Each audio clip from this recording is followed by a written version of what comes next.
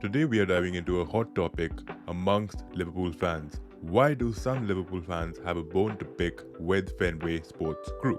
FSG has been in charge since 2010, and while they've brought success like the Premier League, Champions League titles, not everyone's singing their praises.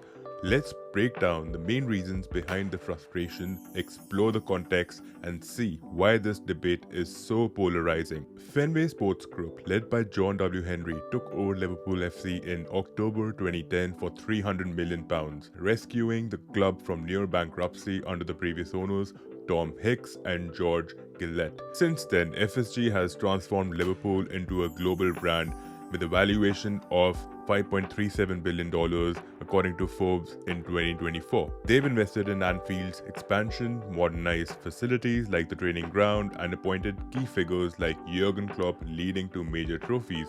But despite these achievements, some fans feel FSG's approach falls short. Let's explore why. Lack of spending on transfers is one of the biggest gripes in FSG's conservative spending in the transfer market. Fans often point out that Liverpool operates on a sell-to-buy model, meaning the club typically funds new signings by selling players first. To back this, in 2024, Liverpool spent less than their big rivals, even being outspent by a third division English club. Fans on X have called FSG broke owners who prioritize paying off their own loans over investing in the squad. This frustrates supporters who feel Liverpool could compete better against wealthier clubs like those backed by nation states if FSG loosened the purse strings. In 2021, FSG sparked outrage by joining the European Super League, a proposed close competition with 12 elite clubs. Fans saw this as a betrayal of football's meritocratic traditions, prioritizing profit over the sport's values. The backlash was so intense that the plan collapsed in just 3 days, forcing FSG to issue apologies. This move left a lasting scar, with fans feeling FSG misunderstood Liverpool's heritage and fan base. Another sore point is FSG's strict wage structure. High-profile players like Mohamed Salah, Sadio Mane, Roberto Firmino, Luis Diaz, and Ibu Konate have faced contract disputes due to FSG's hesitation to market top-notch salaries. Fans on Twitter have even blamed FSG for risking the loss of stars like Trent Alexander-Arnold, arguing they don't pay the going rate for generational talent. This has fueled perceptions that FSG prioritizes financial stability over squad retention. FSG's business-first approach, rooted in their experience with Boston Red Sox, has led to accusations of treating Liverpool like a cash cow. From attempting to trademark the name Liverpool in 2019, a move rejected due to its cultural significance, to furloughing staff only to reverse course after backlash. Some fans feel FSG is out of touch. Red Sox fans echo this, noting FSG's focus on profit margins over competitiveness after their 2018 World Series win. Now, there's a flip side to the story. Let's be fair.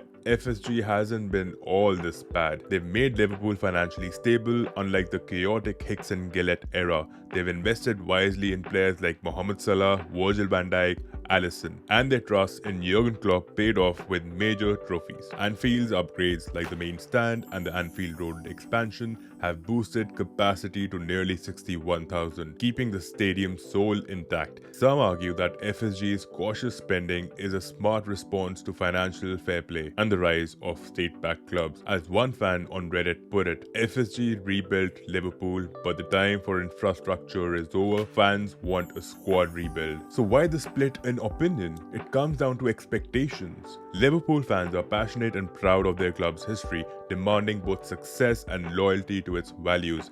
FSG's American business-driven approach sometimes clashes with this. While they've delivered stability and trophies, their reluctance to spend big or take risks frustrates fans who dream of dominating like Man City. However, this trend was put to an end with signings like Darwin Núñez for 80 million quid and Florian Wirtz for 116 million quid coming into existence. Posts on Twitter capture this tension, with some calling for new owners like a Qatar-backed group, while others fear losing the club's soul to sports washing. That's the story why some Liverpool fans dislike FSG. I hope I have done justice to the FSG OUT brigade, right? I hope your message has been echoed properly in this video that I've made.